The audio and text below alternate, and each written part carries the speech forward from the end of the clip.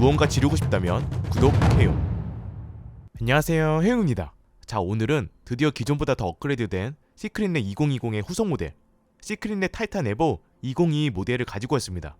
그것도 이번에 가죽 소재와 패브릭 소재 둘 다 전부.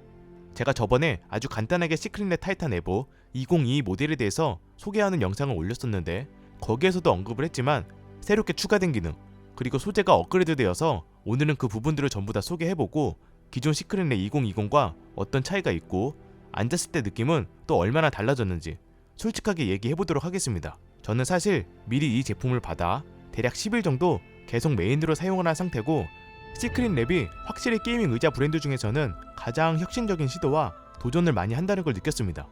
실제로 회사 CEO분들이 프로게이머 출신이라 장시간 게임을 하며 느껴지는 몸의 부담감을 누구보다 잘 알기 때문에 시크릿랩에서는 이번 시크릿넷 타이탄 에보 2022 시리즈를 위해 인체공학자문위원회를 구성을 했고 생체역학, 경영외과 등등 각 분야의 전문가들과 함께 제품을 개발을 하고 제작을 했다고 합니다.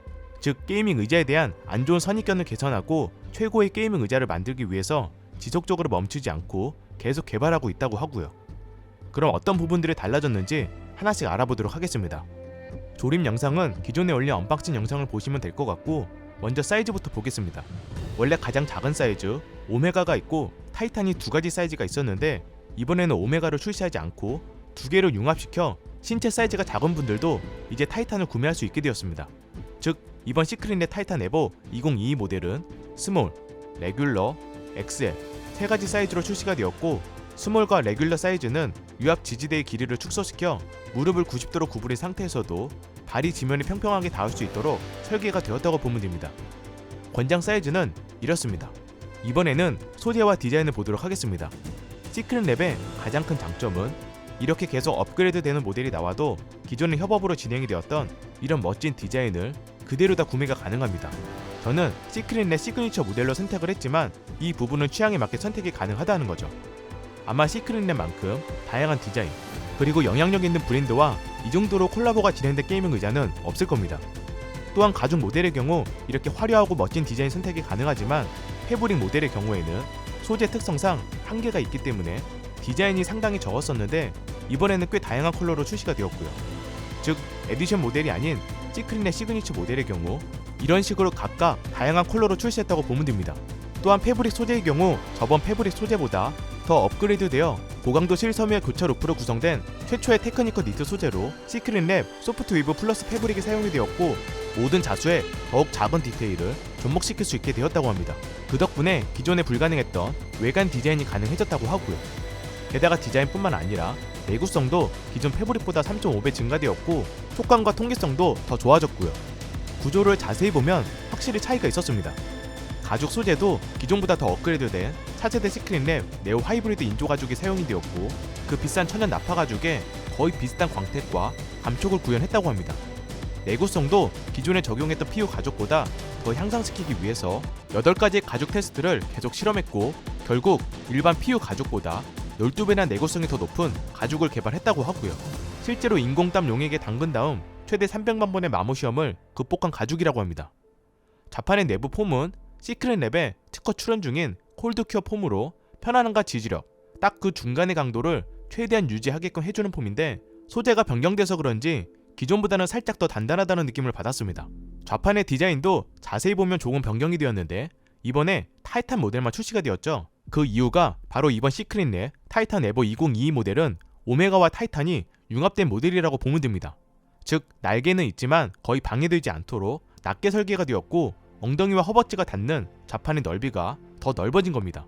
게다가 오메가의 경우 볼록하게 튀어나온 좌판, 타이탄의 경우에는 거의 평평한 좌판이었다면 이번에는 허벅지가 닿는 부분이 좀 더 편하도록 유선형으로 들어가 있는 구조이며 좌판의 경사 또한 더 완만하게 설계했다고 합니다. 등받이 쪽 날개도 자세히 보면 이 양쪽 사이드 곡선을 다시 조절해서 어깨에 부담을 주지 않으면서 감싸도록 설계를 했고요. 이렇게 비교를 해서 보면 이 부분의 면적이 더 넓어진 것을 볼 수 있었습니다. 이건 제가 앉아보니까 느낌이 기존에는 어깨 아래쪽 팔 부분이 비어있는 느낌이라면 이번에는 감싸주면서 받쳐주는 느낌이 더 있더라고요. 물론 이건 어깨와 팔을 많이 움직이는 사용자에게는 호불호가 있을 수 있을 것 같습니다. 이번에는 시크릿넷 타이탄 에보 2022 모델에 적용된 가장 핵심 기능 3가지를 알아볼 텐데, 먼저 요추 지지대입니다. 원래 기존 타이탄 모델에서는 요추 지지대의 깊이만 조절이 가능했는데, 이번에는 깊이는 물론 위아래 위치 이동까지 가능해졌습니다.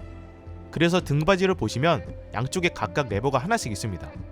의자에 앉았을 때 기준 왼쪽에 있는 건 요추 지지대 위아래 움직임을 조절할 수 있었고, 오른쪽에 있는 건 앞뒤 깊이 조절을 할 수 있게 된 셈입니다.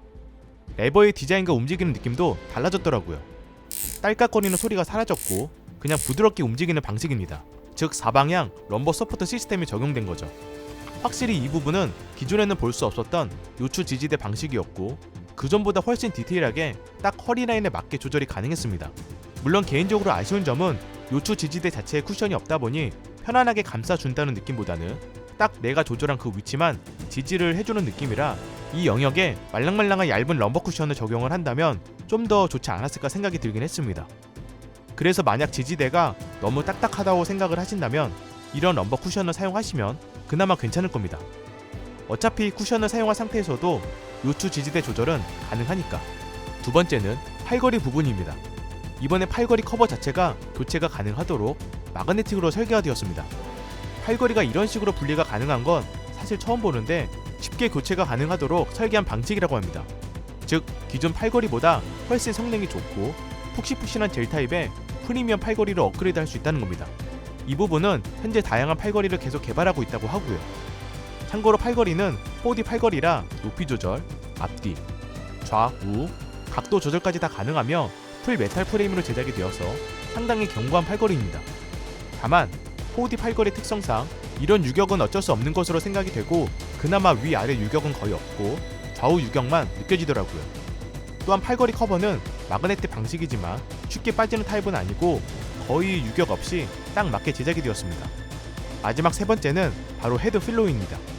기존에는 이런 밴드 형태로 장착을 하는 방식이었다면 이번에는 밴드를 아예 제거하고 등받이 상단과 헤드 필로우 내부에 마그네틱을 탑재해 이런 식으로 달라붙는 형태입니다.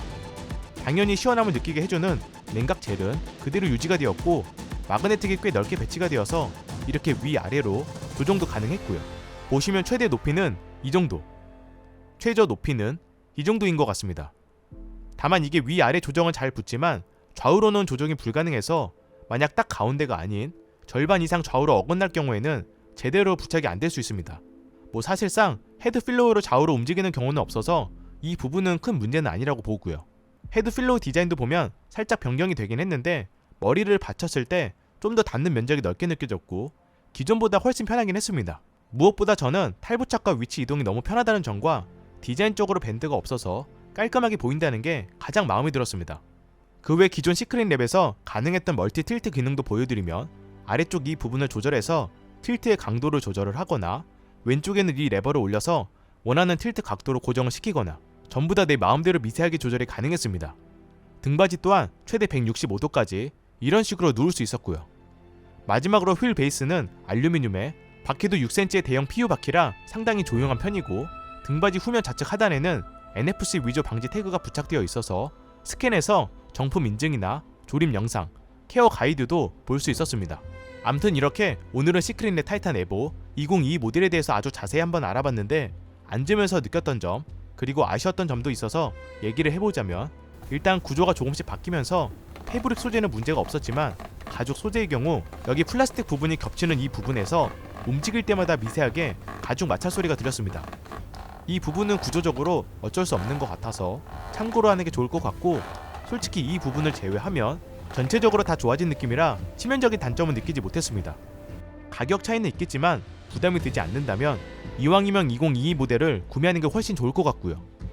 앉았을 때 느낌도 당연히 기존 시크릿랩에서 느꼈던 그 편안함 그대로 느낄 수 있었고, 특히 이 좌판의 면적이 넓어져서 허벅지 압박감이나 다리를 움직였을 때 불편함 또한 적었습니다. 제가 최근에 명품 브랜드 의자를 안 잡아서 사실 이 부분에 대해서는 솔직하게 얘기를 해보자면, 당연히 200만원 이상의 인체공학 명품 브랜드 의자와 비교한다는 것 자체가 조금 애매하다고 생각이 됩니다. 즉 그거보다 더 편하다고는 얘기할 수 없지만 분명 게이밍 의자 중에서는 저는 가장 편하다고 얘기할 수 있을 것 같습니다. 정말 이 정도 가격대에서 이런 마감 퀄리티와 독보적인 디자인 차별화는 거의 찾기 어려울 겁니다. 특히나 마그네틱 방식의 헤드필로우, 마그네틱 방식의 팔걸이 커버, 사방향 요추 지지대와 가죽 소재, 패브릭 소재의 내구성까지. 그래서 게이밍 의자치고는 상당히 비싼 가격이라고 생각할 수 있지만 게이밍 의자 중에서 가장 좋은 소재와 다양한 기능을 원한다. 그럼 저는 충분히 투자할 가치는 있다고 생각이 듭니다. 게다가 사무용 의자에서는 불가능한 다양한 틸트 각도의 고정, 말랑말랑한 냉각젤 헤드 쿠션, 최대 165도로 누울 수 있는 등받이 각도, 집중하기 좋게 거의 직각으로 세우는 것도 가능한 등받이까지 분명 매력적인 부분입니다. 물론 게이밍 의자가 가지고 있는 구조적인 쉐입, 소재는 사용자에 따라서 분명 호불호는 있기 때문에 나는 무조건 메쉬 소재가 아니면 안 된다, 이런 분들은 어쩔 수 없다고 보고요. 충분히 고민을 해서 선택을 하시면 될 것 같고, 가격적인 부분은 저도 정확히는 모르고 소재와 사이즈에 따라서 다 다르기 때문에 정식 출시되면 보시고 결정하시면 될 것 같습니다. 국내 정식 출시는 2021년 8월 23일 아침 10시입니다. 그럼 제가 준비한 영상은 여기까지고요. 저는 또 새로운 영상으로 찾아뵙도록 하겠습니다. 이상 혜용이었습니다. 감사합니다.